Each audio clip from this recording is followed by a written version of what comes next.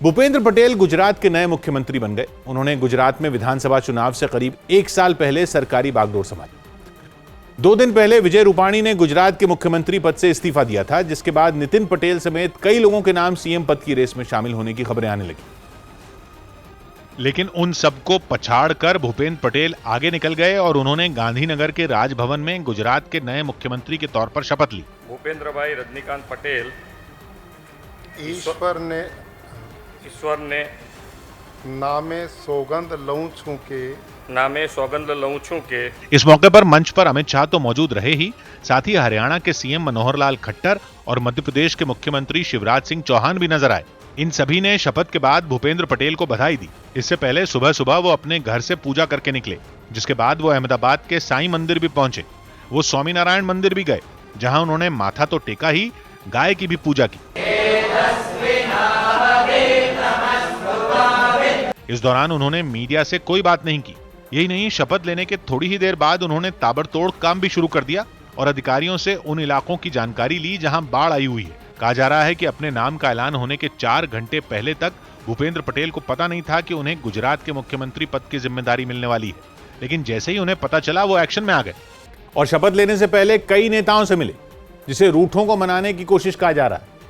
वो जिन जिन नेताओं से मिले, उनमें नितिन पटेल का नाम भी शामिल है। जब रूपाणी ने इस्तीफा दिया था तो अटकलें लगी कि उनकी सरकार में डिप्टी सीएम रहे नितिन पटेल को सीएम बनाया जाएगा। लेकिन ऐसा नहीं हुआ। भूपेंद्र पटेल जब नितिन पटेल से मिलने उनके घर पहुंचे तो खबरें उड़ने लगीं कि उनकी नाराजगी दूर करने पहुंचे हैं।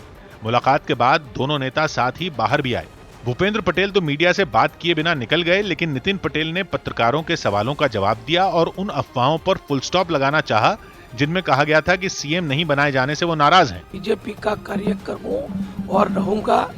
कोई स्थान या कोई जगह मिले कि ना मिले, वो बड़ी बात नहीं है। पिछले कुछ महीनों में गुजरात तीसरा ऐसा राज्य है जहां बीजेपी ने अपना सीएम बदला। उत्तराखंड में 2 बार सीएम बदला गया और कर्नाटक में भी वही हुआ, जिसके बाद गुजरात में भी सत्ता की बागडोर रूपाणी से छिन गई और भूपेंद्र पटेल के हाथों में चली गई। उन्होंने अकेले ही शपथ ली और खबर है कि अगले 2 दिन में उनके मंत्रिमंडल का फैसला भी हो जाएगा। यानी कि 2 दिन बाद पता चल जाएगा कि भूपेंद्र पटेल की सरकार में कौन कौन मंत्री बनेगा, कितने नए चेहरे शामिल होंगे और कितने पुराने मंत्री मंत्रिमंडल में बने रहेंगे। खबर है कि घाटलोडिया से विधायक भूपेंद्र पटेल को उनकी साफ सुथरी छवि की वजह से यह मौका मिला और विधायक दल की बैठक में सभी ने उनके नाम पर सहमति जताई थी। गुजरात में बीजेपी ने यह बड़ा बदलाव चुनाव से करीब 1 साल पहले किया, इसलिए वहां की सियासत में हलचल तो मचनी थी, अटकलें भी लगने लगी। पता चला है कि बीजेपी ने भूपेंद्र पटेल को सीएम बनाने का फैसला इसलिए किया क्योंकि वो चाहती है कि 2022 में नए चेहरे के नेतृत्व में चुनाव लड़ा जाए। मतलब चुनाव से पहले भूपेंद्र पटेल को काम करने का मौका दिया गया है, ताकि जब वो लोगों के बीच जाएं तो उनका काम उनकी पहचान बने। इस फैसले की एक और वजह पाटीदार समुदाय को भी माना जा रहा है। मतलब कहा जा रहा है कि रूपाणी को हटाने और भूपेंद्र पटेल को कुर्सी पर बैठाने की एक बड़ी वजह पाटीदार समुदाय है। खबर है कि बीजेपी ने पाटीदार समुदाय की नाराजगी को दूर करने के लिए दांव खेला और पाटीदार समुदाय से आने वाले भूपेंद्र पटेल को सीएम बना दिया, क्योंकि गुजरात विधानसभा की 182 सीटों में करीब 80 सीटों पर पाटीदार समुदाय के वोटरों का बोलबाला है। मतलब इन सीटों पर जीत हार का फैसला करने में इस समुदाय का बड़ा रोल है। यही नहीं, खबर तो यह भी है कि बीजेपी के टोटल वोट शेयर में 1/4 वोट शेयर पाटीदार समुदाय का है। इसको ऐसे समझ सकते हैं कि अगर बीजेपी को 100 वोट मिलते हैं तो उनमें 25 वोट पटेल समुदाय के लोगों के। इसके अलावा उनके 1/3 विधायक भी इसी समुदाय के।